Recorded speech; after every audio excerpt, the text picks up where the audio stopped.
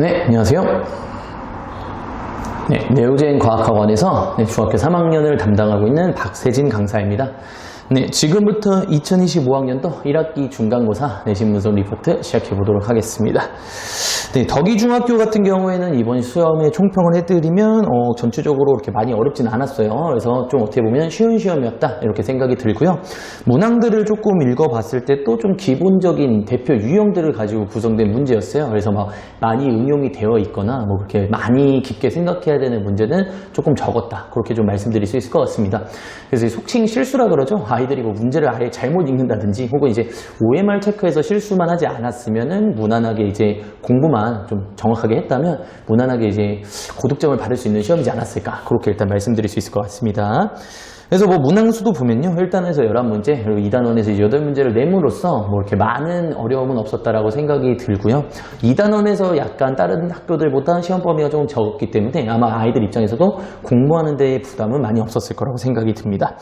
제가 이제 그 밑에다가 적어드린 이제 단원별 대표 유형이라고 있습니다. 이 부분 같은 경우에는 그냥 이제 학교 시험에서 제가 아이들 입장이 되어 봤을 때 시험을 볼 때 좀 당황할 수 있는 혹은 이제 실수를 좀 유발할 수 있는 문제들이다 라고 생각을 해주시면 되고, 뭐 다른 문제들에 비해서 특별히 유별나게 어렵다까지는 아니었어요. 워낙에 시험 쉽다 보니까. 그래서 그런 유형들이 어디서 실수를 유발했는지 선생님의 의도를 알아보자, 그런 식으로 일단은 받아들여 주시면 될 것 같습니다. 첫 번째로 제가 일단 받았던 부분은 12번 문항입니다. 그래서 12번 문항이 대표적인 일정 성분비 법칙을 물어보는 문제였습니다. 그래서 이제 물질을 구성하고 있는 원소들의 일정한 질량비를 제시되어 있는 표를 통해서 해석을 해주시면 되는데, 이 문제 같은 경우에도 이제 물질 안에 들어있는 원자들의 개수의 비가 주어져 있고, 그 다음에 원소 한 개 한 개의 질량비가 나와 있기 때문에 개수비를 이용해서 전체 질량비를 끄집어내는 과정만 이해하고 있으면 그게 어려운 문제는 아니었어요. 다만 이제 이 유형이 워낙에 유명해서 아이들 입장에서도 좀 쉽게 풀 수 있었지만, 기초적인 원리가 이해가 안 되어 있는 친구들 같은 경우에는 여기 살짝 응용을 해야 되는데 이 부분에서 조금은 어렵지 않았을까, 일단 그렇게 생각이 드는 문제였습니다.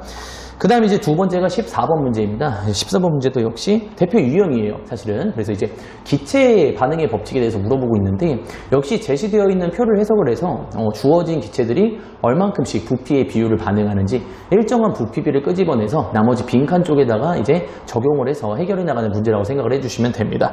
다만 이제 이 문제도 아까 말씀드렸던 것처럼 대표 유형이기 때문에 문제를 조금만 좀 많이 풀어봤으면은 충분히 어렵게 뭐 느껴지지 않은 유형이었다라고 생각이 드는데요.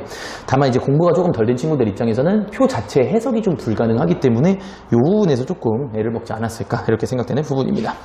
마지막은 이제 23번 문제입니다. 그래서 이 부분이 이제 2단원 문제가 되는 거고요.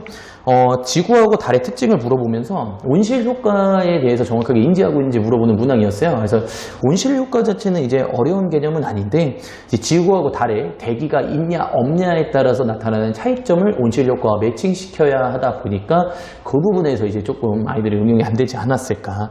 다만 이제 워낙 좀 달과 지구를 비교하는 문제도 사실은 이제 중학교 2학년 태양계에서도 한번 다뤘었고요. 그리고 이제 이 부분에서 조금 더 자세하게 다루는 거기 때문에 많은 이제 뭐 부담감 정도는 없었을 거라고 생각이 듭니다. 다만 이제 다른 문제들에 비해서 그나마 응용된 애들이 이 세 문제라고 생각을 해주시면 될 것 같습니다.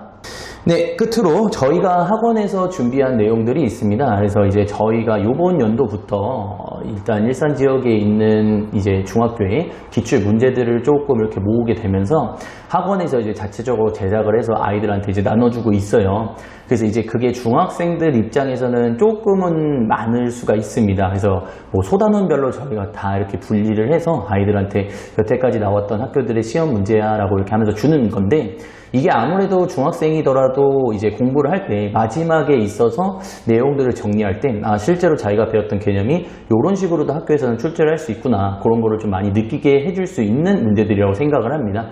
그래서 어머님들, 학부모님들께서는 조금 이제 이런 문제들이 많다고 해서 아이들이 너무 힘들어 할 수도 있지만, 그 부분은 이제 아무래도 힘든 만큼 질질적인 이제 문제들로 모아놓은 거다 보니까 아무래도 좀 더 도움이 많이 되는 문제들이겠죠. 그래서 약이 된다고 생각하고 그 문항들을 저희가 나눠줬을 때 최선을 다해서 그 문제들을 아이들이 다 챙겨갈 수 있도록 지도 한 번씩만 해주시면 좋을 것 같습니다. 이렇게 해서 덕이중학교 2025학년도 1학기 중간고사 내신 문서 리포트를 마무리 짓도록 하겠습니다.